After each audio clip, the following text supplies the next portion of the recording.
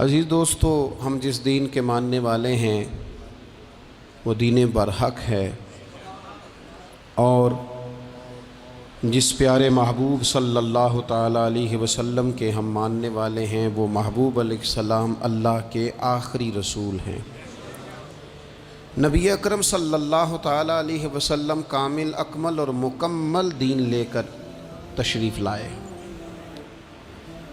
اب یہ دین اسلام ایسا مضبوط، ایسا مستحکم دستور حیات ہے کہ قیامت تک اسی دین کا سکہ چلے گا۔ وقتی طور پر جو حالات امت پر اس وقت گزر رہے ہیں اس میں امت محکوم نظر آتی ہے، کمزور نظر آتی ہے، اور ہم دیکھتے ہیں کہ غیروں کا رعب بھی ہمارے حکمرانوں کے چہروں اور ان کے لہجوں پر نظر آتا ہے۔ جو قومیں کسی کا رعب اختیار کرتی ہیں، کسی شخص کو اس طرح کا بڑا جانتی ہیں کہ احساس کمتری کا شکار ہو جاتی ہیں، وہ اپنی آنے والی نسلوں کو کبھی مضبوط نہیں کر پاتی۔ ہمارے مزاجوں میں اور ہمارے روزمرہ کے معاملات میں کچھ چیزیں اس طرح کی رکھ دی گئی ہیں کہ لوگ احساس کے نیچے دبتے چلے جا رہے ہیں۔ برادریزم ایک بہت بڑا ایشو رہا ہمارے ہاں۔ میں بڑی درد کے ساتھ یہ بات عرض کیا کرتا ہوں کہ زیادہ گناہ اور زیادہ جرم اس بندے کا نہیں جو اپنی برادری کو بڑا سمجھتا ہے، بلکہ زیادہ مجرم وہ ہے جو اپنی برادری کو چھوٹا سمجھتا ہے۔ اس نے کیوں اپنے اندر احساس کمزوری پیدا کیا؟ اس کو کیوں ضرورت پیش آئی یہ کہنے کی کہ میں کسی کمزور قبیلے سے تعلق رکھتا ہوں؟ اسے کھل کے کہنا چاہیے تھا کہ میں بھی جناب آدم کا بیٹا ہوں۔ اسے کھل کے کہنا چاہیے تھا کہ میں بھی رسول رحمت کا غلام ہوں، میں بھی اللہ کا بندہ ہوں۔ کھل کر بات کرنی چاہیے۔ احساس کے نیچے دب جانا، پریشان۔ پھر اسی طرح کا معاملہ امیری غریبی کا ہے۔ غربا کیوں یہ سمجھ بیٹھتے ہیں کہ جس کے پاس پیسے زیادہ ہیں شاید فضل بھی زیادہ اسی کے پاس ہے؟ کیوں اس احساس سے باہر نہیں آتے؟ اگر دولت بہت اعلیٰ ہوتی نا اور بڑی ہی قیمتی ہوتی تو سب سے زیادہ سیدہ فاطمہ زہرا کے گھر میں ہوتی، سب سے زیادہ تجوریاں سیدہ عائشہ صدیقہ کے پاس ہوتی، لیکن یہ زیادہ قیمتی نہیں تھی، اس لیے دروازہ رسول پہ بھی نہیں تھی۔ تو اسی طرح کا معاملہ کچھ لوگوں کا ہے۔ میں نے اپنی زندگی میں یہ دیکھا ہے کہ مذہبی ماحول سے وابستہ لوگ کئی دفعہ بڑے پریشان ہو جاتے ہیں کہ میں تو مولوی صاحب ہوں، اور محلے کا مولوی بنا کے جب کسی کو رکھا جاتا ہے تو بیچارہ ویسے بھی پریشان ہو جاتا ہے۔ اس کی ذمہ داری ہوتی ہے کہ تو نے وقت پہ جنازہ پڑھانا ہے، ٹائم پہ کول پہ آ جانا، 10ویں پہ وقت پہ پہنچنا، غیر حاضر نہ ہونا۔ کچھ جگہوں پہ یہ بھی رواج ہے کہ جناب آپ کو 7 دن اور 10 دن مسلسل بیٹھنا ہے اور پڑھائی کرنی ہے۔ وہ آہستہ آہستہ آہستہ آہستہ بچے احساس کا شکار، یعنی قرآن شریف پڑھنے والے بچے اور کتاب و سنت کی تعلیم حاصل کرنے والے بچے، لیکن انہیں یہ کہا جاتا ہے کہ چلو فلانی جگہ قرآن پاک پڑھنے چلتے، قرآن پڑھنے جا رہے ہیں۔ قرآن انقلاب کی کتاب ہے، قرآن بندے کو عروج دیتا ہے، لیکن ان بچوں کی ذہنی ساخت یہ بنائی جا رہی ہے کہ چلو قرآن پاک پڑھنے چلتے ہیں، وہاں بریانی ملے گی کھانے کو، گوشت ملے گا کھانے کو۔ شکایت ہے مجھے یا رب خدا بندان مکتب سے، سبق شاہی ہے بچوں کو دے رہے ہیں خاک بازی کا۔ اتنی چھوٹی جب آپ کسی کی سوچ بنا دیتے ہیں تو پھر وہ آپ کہیں کہ وہ انقلاب برپا کرے، وہ کوئی بڑا کارنامہ سر انجام دے، یہ ہوتا نہیں، ممکن نہیں ہوتا۔ جب آپ آہستہ آہستہ کر کے احساس کمزوری کے نیچے دبتے چلے جاتے ہیں، دبتے، حالات خراب ہو جاتے ہیں۔ ہمارے بزرگ ہمیں کہا کرتے تھے کہ مولوی ہونا کوئی تانا ہے، اور ہم نے حالات بدلتے دیکھے۔ ایک ٹائم ایسا تھا کہ مولوی ہونا لوگ تانا سمجھتے تھے، ہمیں بھی کہا چاہو مولوی صاحب ادھر آئیں۔ آپ کو دیانتداری سے کہتا ہوں ہم نے وہ دور بھی انجوائے کر کے گزارا ہے۔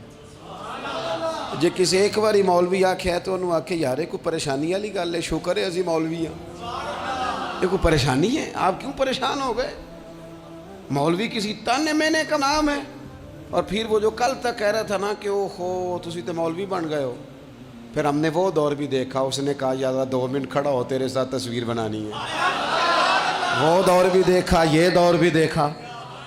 थोड़ा सा ना अपनी ज़िंदगी के अंदर खुददारी, इज़्ज़त नफ्स, वक़ार, इस्लाम उरूज देता है बंदे को। मुसलमान तेज़ी से दबते चले जाते हैं, दबते चले जाते हैं। मुल्क के शाम का बंदा आ गया हज़रत उमर को मिलने, उसने आते ही पूछा तुम्हारे बादशाह का महल कहाँ? उन्होंने कहा जी हमारे बादशाह का महल नहीं होता, हमारे यहाँ लोगों ने समझ लिया ना कि रोब शायद कपड़ों का होता है, रोब शायद गाड़ियों का होता है, बंगलों का होता है, बहुत बड़ी कोठी का रोब होता है। और नहीं भाई, रोब तो बंदे के किरदार का होता है, उसके अफकार का रोब होता है, रोब उसके ऊंचे ख्यालात का होता है। कहाँ है आपके बादशाह का महल? तो उन्होंने कहा महल शहल तो कोई नहीं, मस्जिद में होंगे अमीरुल मोमिनीन। बंदा कहता है मैं सोच में पड़ गया कि जिसके नाम से मेरा बादशाह कांपता है वो मस्जिद में होगा, गन मैन ही कोई नहीं, हटो बचो ही कोई नहीं, इधर उधर ही कोई नहीं, पहरेदार ही कोई नहीं। मस्जिद में जाके पूछा जनाब उमर, कहने लगे इधर ही थे। किधर हैं भाई हजरत? वो किधर हैं? इधर ही थे। कहने लगा, मैं हैरान हो गया कि ये बादशाह की बात हो रही है। एक साहब कहने लगे वो खजूरों के बाग की तरफ जा रहे थे, कहते मैं खजूरों के बाग में गया तो एक बंदे से पूछा अमीरुल मोमिनीन, कहने लगा वो सामने की तरफ जा रहे थे। उधर गया, एक बंदे से पूछा कहाँ है वो शख्स इसकी 24 लाख मुरब्बा मील पे हुकूमत है? कहाँ है वो शख्स जो मदीने में बैठ के नारा लगाता है तो कैसर और किसरा कांप जाते हैं?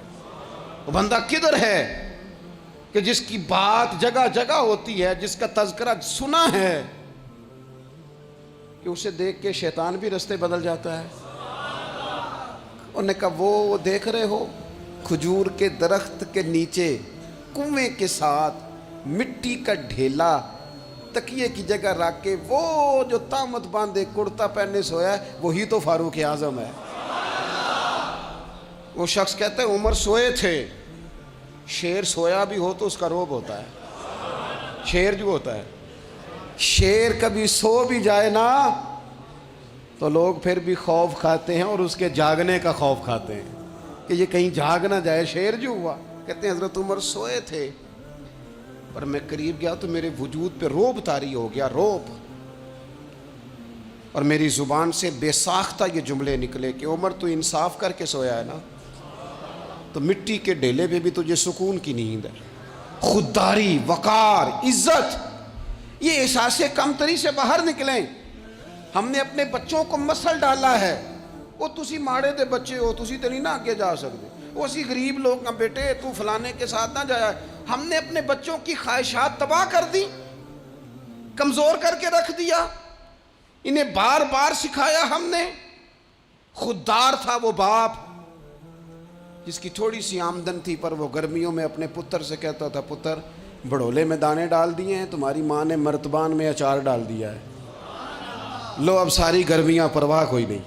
वो खुददार लोग थे। लेकिन आज ये दीन गालिब होने के लिए आया है, मुसलमान ने गालिब होना है। ये थोड़ा अपनी ज़ात से उठकर जब सोचेगा ना, बड़ी बात करेगा, बड़ी बड़ी सोच पैदा करेगा, बड़ा इसका मिजाज होगा, खुला इसका दिल होगा, तो फिर ना ये ज़रा सर उठा के जिएगा।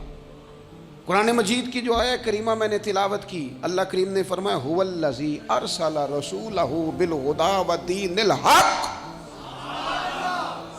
फरमाया वो कादिर मुतलक है जिसने अपने रसूल को हिदायत और हक दे के भेजा है।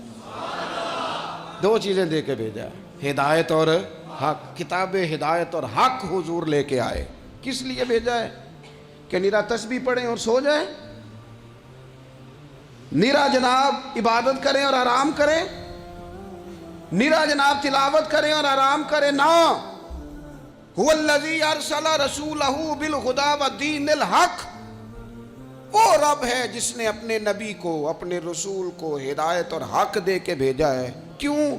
کہ لیظہرہ علی الدین کلہ، تاکہ اس دین کو تمام دینوں پر غالب کر دے، اس کو غالب کرے، ہر دین پر یہ دین چھا جائے۔ وَلَوْ كَرِهَ الْمُشْرِكُونَ، اگرچہ مشرکوں کو یہ بات بری ہی لگے، ناپسند آئے، کسی کو نہیں آتی تھی۔ لِيُظْهِرَهُ عَلَى الدِّينِ كُلِّهِ، یہ دین غالب ہونے کے لیے آیا۔ غالب، تو نماز بھی پڑھ، عبادت بھی کر، لیکن یہ بھی خیال رکھ کہ دنیا میں نماز والے نبی کا نظام بھی قائم کرنا ہے۔ تیرے پاس نری مسجد نہیں ہونی چاہیے، حکومت بھی ہونی چاہیے۔ مسلمان کے ہاتھ میں نری تسبیح نہیں ہوگی، یہ انان حکومت بھی چلائے گا۔ اس کے اندر خودداری ہوگی۔ حضرت عمر تہجد بھی پڑھتے تھے اور سویرے حکومت بھی کرتے تھے۔ حضرت صدیق اکبر ساری رات مدینے والے کی یاد میں رویا بھی کرتے تھے، اور صبح اٹھ کر تلوار لے کر نبی پاک علیہ السلام کی ختم نبوت کے منکروں کے خلاف جہاد بھی کیا کرتے تھے۔ جب تک اپنے مزاج میں وہ شوق نہیں پیدا ہوتا کہ دین کو غالب کرنا ہے، جد و جہد کرنی ہے، کوشش کرنی ہے، بڑا سوکھا ہے ہمارے لیے بھی۔ آرام سے نماز پڑھیں، نفل پڑھیں، عبادت کریں، اور ویسے بھی اسے لوگ زیادہ بڑا پیر سمجھتے ہیں جس کی تسبیح زیادہ لمبی ہو۔ وہ زیادہ بڑا پیر ہوتا ہے جس کی پگڑی ذرا زیادہ بڑی ہو، جبہ تگڑا پہنے، اجرے کے اندر رہے، باہر نہ نکلے، اور اندر جائیں 2 منٹ کے لیے حضرت کی زیارت کریں، باہر آ جائیں، بس چھٹی۔ وہ زیادہ پیری مریدی ہو جاتی ہے، پیر تو بولتا ہی نہیں۔ وہی ہے تیرے زمانے کا امام برحق، اقبال کہنے لگے وہی ہے تیرے زمانے کا امام برحق، جو تجھے حاضر و موجود سے بیزار کرے اور موت کی شکل میں دکھلا کے تجھے جلوہ یار، زندگی تیرے لیے اور بھی دشوار کرے، تو جو تیرا جینا مشکل کر دے نا، وہ تیرے زمانے کا امام برحق ہے، تیرے لیے زندگی دشوار کر دے۔ یہ کیا بات ہوئی کہ ٹھیک ہے جناب آپ موج کریں جو دین غالب ہونے کے لیے آیا، دین کے مزاج میں غلبہ ہے، دین کی طبیعت میں غلبہ ہے، دیندار چھا کے وقت گزارا کرتے ہیں۔ اللہ تعالیٰ نے اس دین کے اندر وہ قرار دیا ہے، وہ وسعت دی ہے، وہ درد دیا ہے، وہ ذوق دیا ہے۔ اپنے اندر سے وہ بت توڑ ڈالیں جو بت مایوسی پھیلاتے ہیں، ان جگہوں سے نکل آئیں جہاں انسان کمزور پڑتا ہے۔ اٹھ باندھ کمر کیوں ڈرتا ہے، پھر دیکھ خدا کیا کرتا ہے۔ آگے کی طرف دیکھیں، آگے کی طرف دیکھیں۔ میرے نبی اکرم صلی اللہ تعالیٰ علیہ وسلم نے فرمایا حالات جتنے بھی خراب آ جائیں، ماحول جتنا بھی بگڑ جائے، امت پر دشواری جتنی بھی آئے، حضور علیہ السلام نے فرمایا ہے یہ دین اسلام ہے، یہ مسلم کے لفظ ہیں، حضور فرماتے ہیں یہ دین ہمیشہ قائم رہے گا، اور فرمایا ایک جماعت ہوگی پوری میری امت کی جو دین اسلام کے دفاع میں کام کرتی رہے گی، جد و جہد کرتی رہے گی، کوشش کرتی رہے گی، ہمت کرتی رہے گی۔ میرے عزیز حضور نے فرمایا ہمیشہ یہ دین قائم رہے گا، اور ایک جماعت ہمیشہ اس دین کے لیے کام کرتی رہے گی۔ اور میرے نبی پاک علیہ السلام نے فرمایا 100 سال کے بعد تو اللہ ضرور اس امت میں ایک ایسا شخص پیدا کرے گا، یہ ابن ماجہ میں حدیث موجود ہے، جو اس دین کی نئے سرے سے تجدید کر دے گا۔ وہ لوگ آتے رہے، جب حالات بڑے بگڑے تو حضرت عمر بن عبدالعزیز آ گئے، حالات کا رخ بدل کے رکھ دیا۔ پھر معاملات بڑے بگڑے تو امام شافعی جیسے لوگ آ گئے، غوث اعظم جیلانی جیسے لوگ آ گئے۔ حالات بڑے بگڑے تو شیخ عبدالحق محدث دہلوی جیسے لوگ آ گئے۔ ہندوستان میں جب ماحول بڑا کٹھن ہوا تو اعلیٰ حضرت فاضل بریلوی جیسے لوگ آ گئے۔ ہر صدی کے سرے پر اللہ تعالیٰ ایک مجدد بھیجے گا، حضور کا وہ غلام دین کو نئے سرے سے تازہ کرے۔ دین کے چمن میں ہمیشہ بہار رہے گی، ہمیشہ نورانیت رہے گی، ہمیشہ نور اعلیٰ نور رہے گا۔ یہ کام صرف کرنے کا کام کیا ہے، یہ دین تو پھلے گا پھولے گا۔ جو آگے بڑھ کے خدمت میں حصہ ڈال لے گا نا، وہ اپنا نفع کرے گا۔ یہ قرآن پاک ہے، یا ایھا الذین آمنوا ان تنصروا اللہ ینصرکم وَيُثَبِّتْ أَقْدَامَكُمْ۔ اللہ فرماتے ہیں اے لوگو، اگر تم اللہ کے دین کی مدد کرو گے نا تو اللہ تمہاری مدد کرے گا، وَيُثَبِّتْ أَقْدَامَكُمْ، اور تمہارے قدم جما دے گا، تمہیں استقامت دے۔ تم آگے، اور دین کی مدد صرف پیسوں سے نہیں ہوتی۔ کوئی شخص سمجھے کہ فقط مال سے مدد ہوتی ہے، جب آپ وقت پر آ کر مسجد میں جمعے کی نماز ادا کرتے ہیں تو یہ بھی آپ دین کی خدمت ہی کرتے ہیں۔ جب آپ دینی اجتماعات کی رونق بڑھاتے ہیں تو یہ بھی آپ دین کی خدمت ہی کرتے ہیں. جب آپ کسی دین کے طالب علم کا حوصلہ بڑھا دیتے ہیں نا، بیٹے بڑی بات ہے قرآن پڑھتے رہنا، یہ بھی آپ خدمت ہی کرتے ہیں. جب آپ دین کے بارے میں کسی جگہ بیٹھ کے اچھی بات کر دیتے ہیں، یار اللہ کا فضل ہے ہمارے دین میں یہ خیر اللہ نے رکھی، یہ بھی آپ دین کی مدد ہی کرتے ہیں. آپ کسی بھی جگہ کسی بھی حوالے سے دین کے لیے کوئی بھی پیغام دیتے ہیں، کوئی بھی بات کرتے ہیں، تو آپ دین کی یہ ساری خدمات دینیاں ہیں، یہ سارا درد ہے، یہ سارا ذوق ہے. ہم اپنا اپنا حصہ جس طرح بھی ملا سکیں دین کی حمایت میں، دین کی مدد میں. جہاں کوئی ایسی بات ہو رہی ہو وہاں ہم دفاع کے لیے کھڑے ہو جائیں. ہر شخص اپنے اپنے مقام پر دینی ابلاغ میں، دین کی تبلیغ میں اپنا کردار ادا کرے. ایک جملہ کوئی بول دے نا رسول پاک کے دین کی مدد میں، ایک جملہ، یعنی کسی کو صرف اتنا کہہ دینا کہ یار تو اپنے بیٹے کو، تیرے 5 بیٹے ہیں، ایک کو قرآن مجید کا عالم ہی بنا دے. تو کہہ کے چلا گیا اور تو تیری وجہ تجھے خبر بھی نہیں کہ شاید اس نے تیری وجہ سے اسے داخل کرایا ہے، لیکن وہ اگر آ گیا پڑھ گیا تو دیکھ تجھے اجر اللہ کتنا عطا فرمائے.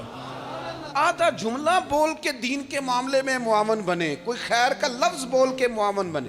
ہم نہ ہمت نہیں کرتے، ہم کہتے ہیں وہ فلانا کرے گا، بڑا آدمی کرے گا، مولانا کریں گے، پیر صاحب کریں گے.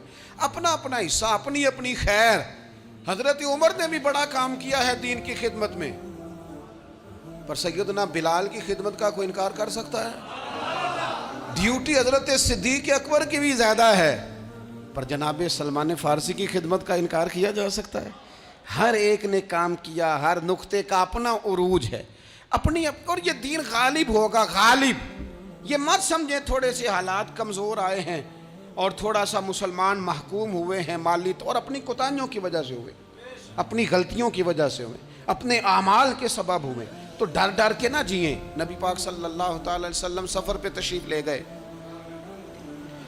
حضور علیہ السلام کی عادت کریمہ تھی جب سفر پہ جاتے تھے تو سب سے آخر میں ساری تیاری کر کے سامان سمیٹ کے سب سے آخر میں سیدہ فاطمہ الزہرا سے ملتے، پھر سفر شروع ہوتا.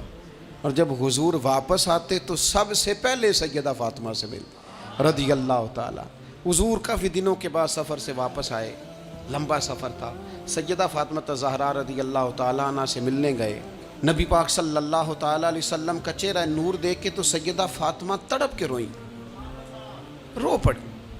حضور نے فرمایا فاطمہ کیا ہوا؟ عرض کرنے لگے یا رسول اللہ تھکاوٹ کے اثرات میں آپ کے چہرے پہ دیکھ رہی، اور حضور کپڑے یوں لگتا ہے بڑے پرانے پہنے ہوئے ہیں آپ نے. حضور اتنی مشقت کیوں کرتے ہیں آپ، اتنی محنت، اتنی جدوجہد؟ تو حضرت فاطمہ الزہرا فرماتی ہیں حضور نے مجھے تھپکی دی اور فرمایا فاطمہ رو نہ. اور یہاں وہ بعض لوگ ہوتے ہیں نا جو ہم نے دیکھا ہے ہمارے ہاں اس طرح ہوتا ہے کہ وہ کوئی اس طرح کی بات کرے تو وہ زیادہ رونے لگ جاتے ہیں، کیا کریں بڑے مسائل ہیں، بڑی مشقت ہے، کرنا پڑتا ہے، لوگ اور زیادہ. لیکن نبی پاک علیہ السلام نے سوچوں کو نیا زاویہ دیا، خیالات کو نیا رخ دیا، اس بات کو ایک نیا انداز سوچنے کا فراہم کیا. حضور فرمانے لگے فاطمہ رو نہ، تیرے باپ کو اللہ نے اعلیٰ مقاصد کے لیے دنیا میں مبعوث فرمایا. حضور فرمانے لگے فاطمہ کوئی گھر کچا، کوئی پکا، کوئی خیمہ ایسا نہیں بچے گا جہاں اللہ دین اسلام کو پہنچا نہیں دے گا. اور فرمایا فاطمہ یاد رکھنا جس طرح رات چھا جاتی ہے نا، محمد عربی کا دین بھی چھا جائے گا، یہ چھا جائے گا دین. جس طرح رات چھا جاتی ہے یہ دین بھی چھا جائے گا. اور پھر دین چھا گیا، جگہ جگہ چھا گیا. یورپ میں بھی اذانیں پڑھی جانے لگی، امریکہ اور افریقہ میں بھی قرآن پڑھا جانے لگا. جگہ جگہ جگہ جگہ رسول اللہ صلی اللہ علیہ وسلم کے دین کی بات ہونے لگی. کہا فاطمہ کار کچا ہو یا پکا ہو، خیمہ ہو، ہر جگہ یہ دین پہنچے گا. اور دین پہنچا. دوستو کمزوری وقتی طور پر ہے، حالات وقتی طور پر ہیں. مسلمانوں نہ گھبراؤ، خدا کی شان باقی ہے. یہ دین فطرت ہے.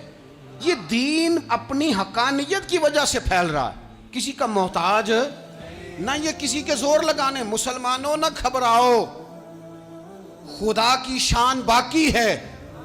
ابھی اسلام زندہ ہے، ابھی قرآن باقی ہے۔ یہ کافر کیا سمجھتے ہیں جو ہم سے روز الجھتے ہیں؟ ابھی تو کربلا کا آخری میدان باقی ہے، ابھی تو آخری میدان لگے گا میدان کربلا میں، اور فکر حسینی کے علم بردار میدان میں نکلیں گے، یزیدی سوچوں سے ٹکرائیں گے، اور بڑے سینے تیار ہیں جو اس کے لیے پوری جدوجہد کریں گے۔ ابھی تو کربلا کا آخری میدان باقی ہے۔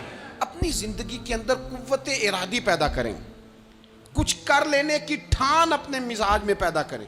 کمزوری آ جاتی۔ عدی بن حاتم جو تھے نا، یہ حاتم تائی کے بیٹے تھے، بادشاہ کا بیٹا تھا، زمانہ بڑا دیکھا تھا، بڑے بڑے وزیروں مشیروں، ساری زندگی اعلیٰ سطحی وفود سے ملاقات ہوئی۔ عدی حضور کی بارگاہ میں آئے، مسند امام احمد بن حنبل میں موجود۔ تو اسلام پر ابھی غربت کا دور تھا، چند لوگ مسلمان ہوئے تھے۔ نبی پاک علیہ السلام نے فرمایا عدی کلمہ پڑھ لو۔ تو عدی کہنے لگے میں تو پہلے ہی ایک دین کا ماننے والا ہوں۔ حضور فرمانے لگے جس دین کے تم ماننے والے ہو اس دین کو میں تم سے زیادہ جانتا ہوں۔ حضور فرمانے لگے جس دین کے تم ماننے والے ہو اس میں کیا یہ لکھا ہے کہ مال غنیمت کا چوتھا حصہ کھا جاؤ؟ کہنے لگے نہیں۔ تو فرمایا کھا کیوں جاتے ہو؟ عدی کہتے ہیں چونکہ یہ ہمارے اندر کی بات تھی بادشاہوں کی، تو میں نے فوراً سر تسلیم خم کر دیا، میں نے فوراً سر جھکا دیا، میں نے کہا آپ بات ٹھیک کر رہے ہیں۔ حضور فرمانے لگے اب اگلی بات بھی کروں یا رسول اللہ فرمائیے۔ فرمایا پتہ ہے تم دین کیوں نہیں قبول کر رہے؟ یہ بھی مجھے پتہ ہے۔ یا رسول اللہ کیوں؟ فرمایا تم دیکھتے ہو کہ دین کے ماننے والے غریب غریب لوگ ہیں، تم دیکھتے ہو کہ ابھی یہ کمزور ہیں، تم دیکھتے ہو کہ مکے والوں نے مدینہ طیبہ سے پریشان کر کے مسلمانوں کو نکال دیا ہے، یہ غریبی دیکھ کر بظاہر اسلام کی کمزوری دیکھ کر تم کلمہ نہیں پڑھ رہے؟ حضور فرمانے لگے عدی مقام حرا کا نام سنا ہے؟ بڑی دور تھا علاقہ، وہ مقام حرا کا نام سنا ہے؟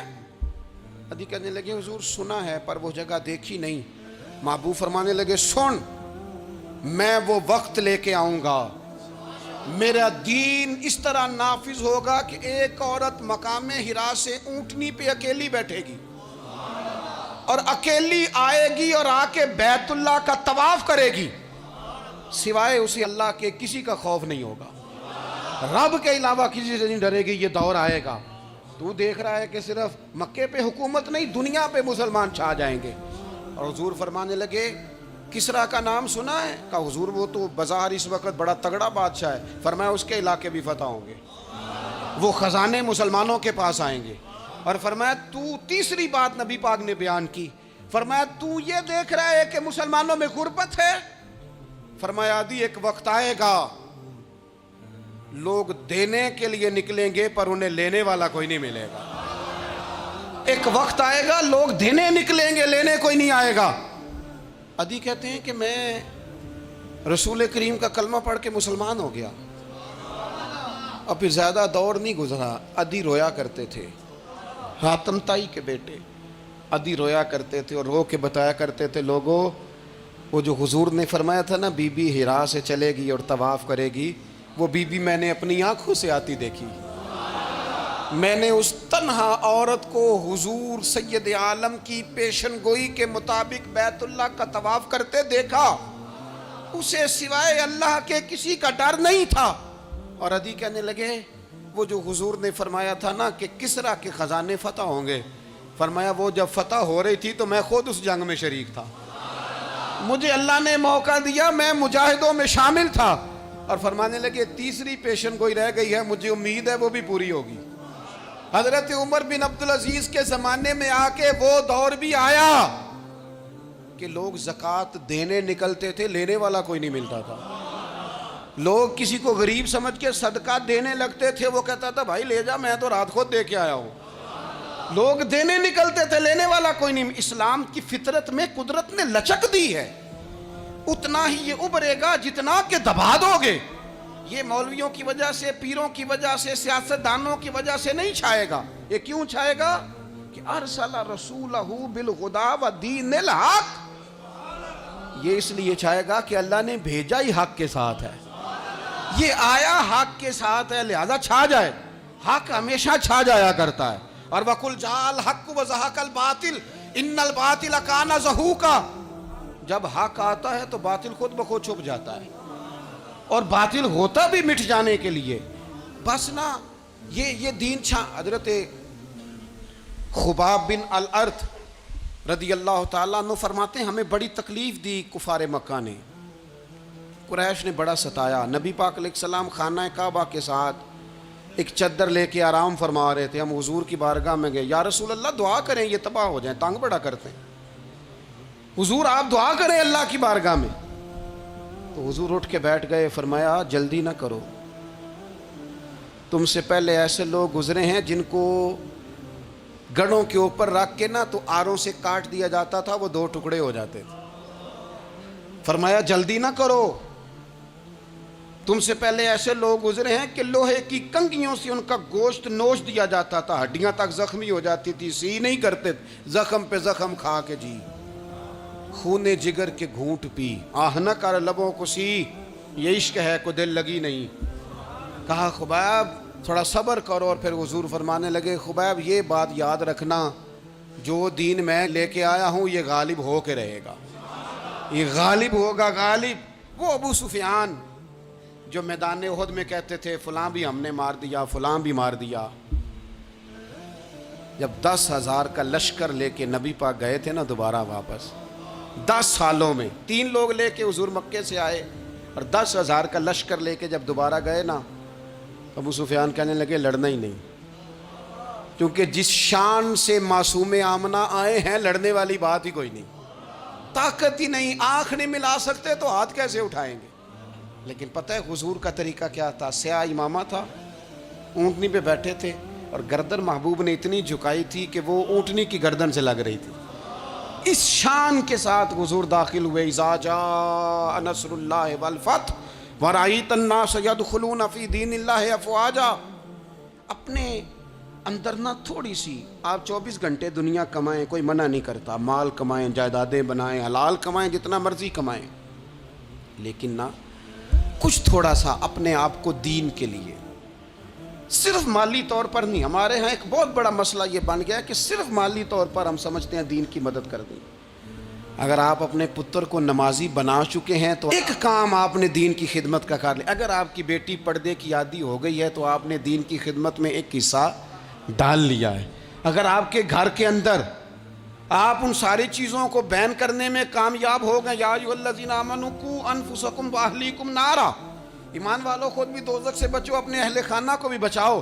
اگر فحاشی اور ریانی کا رستہ آپ نے اپنے دروازے کے باہر روک دیا ہے تو آپ نے دین کی خدمت کر لی ہے۔ اگر آپ اپنے دوستوں کو نمازی بنانے میں کامیاب ہو گئے ہیں، اگر آپ چند لوگوں کو قرآن پڑھانے میں کامیاب ہوئے ہیں، تو پھر کچھ نہ کچھ حصہ آپ نے دین میں شامل کیا ہے۔ کرنے کا کام یہ ہے کہ اپنا اپنا حصہ اپنی اپنی خیر دین میں ملائیں، جدوجہد کریں، کوشش کریں۔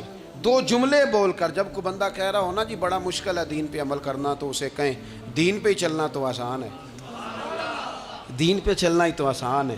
جب بڑی دین مخالف باتیں ہو رہی ہوں تو وہاں ساری برادری کٹھی بیٹھی ہے نا، بچے کے دن رکھے جا رہے ہیں، تو میں دین کی خدمت بتا رہا ہوں کیا کیا کرنی ہے۔ بیٹے کے دن طے ہو رہے ہیں تو کوئی کہتا ہے کہ ماموں کو منا لو ناراض ہے، چچا کو منا لو ناراض ہے۔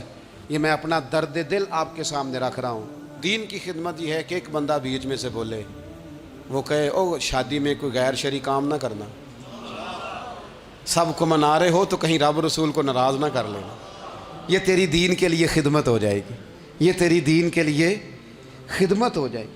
وہ جس شخص نے جاتے جاتے رستے میں کہا تھا نا حضرت عبداللہ مزنی کو کہ میں ایک مدینے میں چاند چڑھا دیکھ کے آیا ہوں کہ جس کے قریب سے جو گزرتا ہے اسے بھی نور ملتا ہے، تو اس کی ایک بات گھر کر گئی، جناب عبداللہ مزنی مدینے والے کے عاشق ہو گئے۔ آپ کہہ دیں بات پھیل جائے گی، اللہ اسے پھیلا دے گا۔ اپنے مقام پر بیٹھ کر اپنے میں فیکٹری کے مالک سے کہا کرتا ہوں کہ تو نا مسجد ضرور بنا چھوٹی سی، دفتر والوں سے کہا کرتا ہوں کہ یہاں نا نماز باجماعت کا بندوبست ضرور کراؤ۔ میں کہتا ہوں یہ سارے دین کے کام ہیں۔ آپ اپنے حلقہ اثر میں کہیں یہاں نماز باجماعت ہوگی، یہاں سویرے آتے ہی پہلے تلاوت ہوگی، یہاں پہلے قصیدہ بردہ شریف، آپ کوئی خیر کے کام میں اپنا حصہ ڈالتے رہیں، انشاءاللہ یہیں سے چنگاریاں بنیں گی، یہیں سے انقلاب برپا ہوگا۔ اور امام جعفر صادق کے قول پر اپنی بات سمیٹوں گا. کسی نے کہا تھا میں دین کی تبلیغ کرنا چاہتا ہوں, تو فرمانے لگے سوکھا حال ہے, تو دین پہ عمل کرنا شروع کر دے. دین کی تبلیغ ہونی شروع ہو گئی, عمل کر.